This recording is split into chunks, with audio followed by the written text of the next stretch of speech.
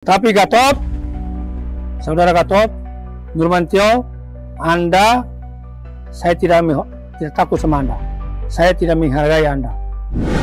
Panggung politik Indonesia kembali memanas setelah melontarkan pernyataan kontroversial yang menyebut Purnawirawan Jenderal Sutioso bau tanah. Ketua Umum Grip Jaya Hercules Rosario Marsal akhirnya menyampaikan permintaan maaf.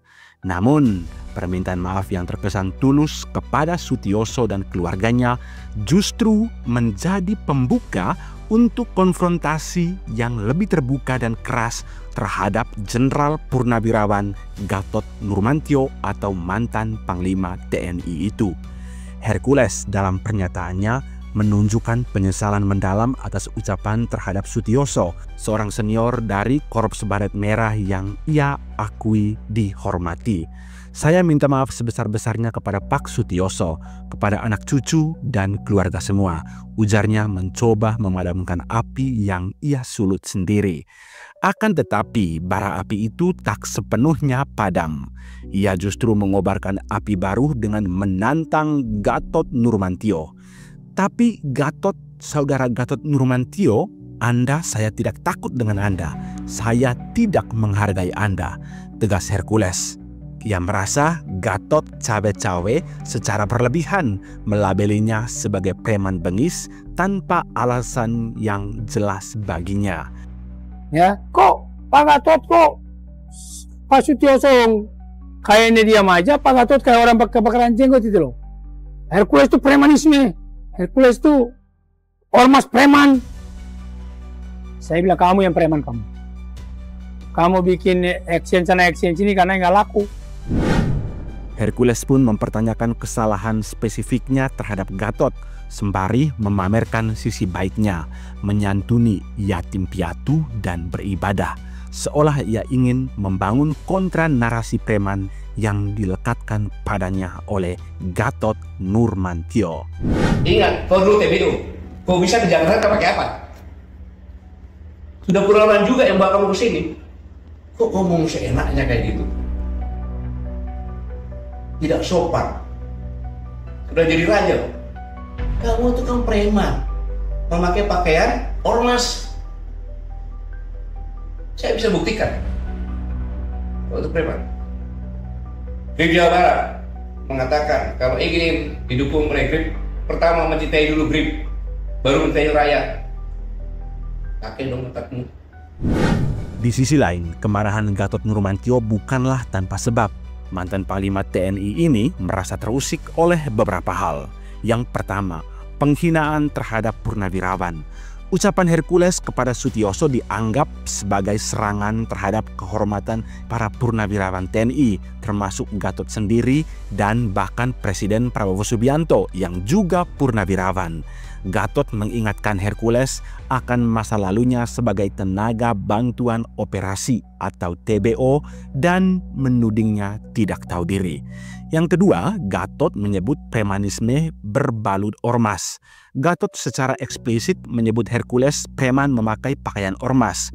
Ia menyoroti klaim Grip yang seolah ingin didahulukan oleh kepala daerah dibandingkan rakyat, serta insiden kekerasan di Depok di mana anggota Grip diduga membakar mobil polisi. Bagi Gatot, ini adalah ancaman nyata terhadap ketertiban dan wibawa negara. Grip Jawa Barat mengatakan kalau ingin didukung oleh Grip, pertama mencintai dulu Grip, baru mencintai rakyat. Pakai dong otakmu. Gubernur, bupati, wali kota itu harus mencintai rakyat dulu karena dia mendapat rakyat, karena milih rakyat, bukan Grip. Preman. Yang kedua, ini yang buat saya marah. Kejadian di Depok. Polisi itu adalah alat negara yang melaksanakan ketertiban dan melindungi masyarakat. Ketika akan mengangkat, dilawan, dikepung. Negara apa ini? Hercules kerap mengkaitkan dirinya dengan Prabowo Subianto. Gatot mencoba membongkar narasi ini dengan mempertanyakan jasa Hercules di masa lalu. Ini menunjukkan bagaimana kedekatan dengan figur kekuasaan, dalam hal ini Prabowo, digunakan sebagai tameng atau klaim legitimasi, sekaligus menjadi titik serangan bagi lawan politik. Yang jelas bola panas kini berada di antara Hercules dan Gatot Nurmantio. Permintaan maaf Hercules pada Sutioso tidak meredakan situasi, malah membuka front baru yang lebih personal dan sengit dengan Gatot Nurmantio. Perseteruan ini bukan sekadar adu gengsi, tetapi pertaruhan citra, pengaruh, dan mungkin saja interpretasi hukum atas batasan aksi ormas di Indonesia. Publik kini menunggu apakah ketegangan ini akan terus membesar atau menemukan titik redanya. Yang pasti, kasus ini menjadi cermin kompleksitas hubungan antara kekuasaan, sejarah personal, dan dinamika organisasi massa di negeri ini. Sebelum hijrah ke Jakarta, Rosario alias Hercules bergabung dalam operasi tentara Indonesia untuk memperjuangkan wilayah Timur Timur yang kini berubah nama menjadi Timor Leste.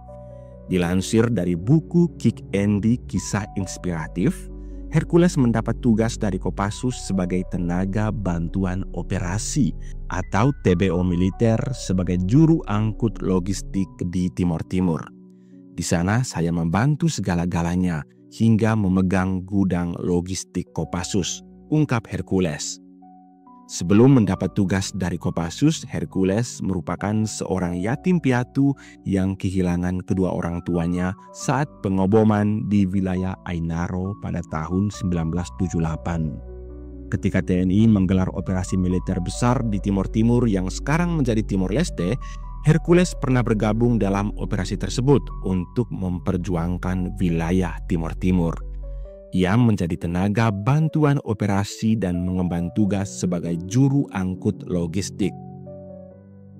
Menurut Hercules, dia berutang nyawa kepada Prabowo Subianto yang kala itu menjabat sebagai Kapten Komando Pasukan Khusus Kopassus di Timor Timur. Hercules bahkan pernah berujar, Prabowo adalah satu-satunya orang yang bisa menyerang saya tanpa saya mengangkat tangan untuk membalasnya.